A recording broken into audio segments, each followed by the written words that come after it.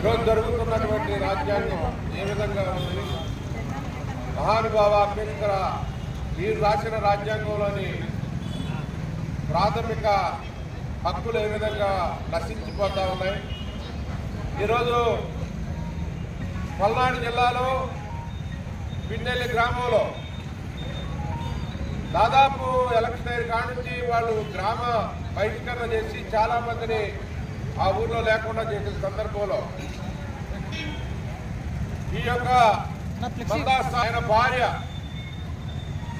అస్వస్థం చెప్తే పరామర్శించడానికి వచ్చినటువంటి సాల్మన్ అతి కిరాతకంగా దాడి చేసి హింసించడం జరిగింది.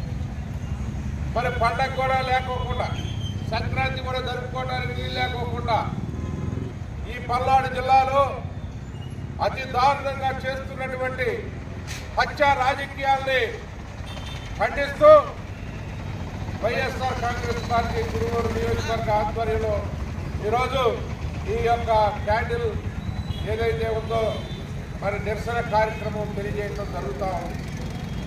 కొవ్వొత్తుల నిరసన ద్వారా ఈ రాష్ట్ర ప్రభుత్వానికి మీరంతా వెలుగు చూడండి, కనీసం అక్కడ ఉన్నటువంటి హత్య రాజకీయాలను ఖండించండి, ప్రజాస్వామ్య హక్కులను కాపాడండి అని చెప్పి మేము ఎంత చెప్పినా వాళ్ళు కనీసం సరైనటువంటి సెక్షన్స్లో కేసులు చేయలేదు. ఈరోజు హ్యూమన్ రైట్స్ కమిషన్ కానీ, అదేవిధంగా ఎస్సీ ఎస్టీ జాతీయ కమిషన్ కానీ ఈరోజు రిప్రజెంటేషన్ చేయాలని చెప్పి వాళ్ళు కూడా సూపర్గా తీసుకోవాలి పల్నాడు జిల్లాలో. ఈరోజు ఇంకొకటి జరిగింది, తిరుపతి రెడ్డి అనే వ్యక్తిని నియోజకవర్గం కానీ పల్నాడు జిల్లాలో అన్ని నియోజకవర్గాల్లో కూడా చాలా దారుణంగా రెడ్ బుక్ రాజ్యాంగం నడుపుతూ ఉంది. దీన్ని వైఎస్ఆర్సీపీ చూస్తూ ఊరుకోదు. మేము ప్రజాస్వామ్యబద్ధంగా ఈ నిరసన తెలియజేస్తా ఉన్నాం. రాబోయే రోజుల్లో మీరు తగిన మూల్యం చెల్లించుకోక తప్పదు. జగన్మోహన్ రెడ్డి గారి 2 పాలన వస్తుంది.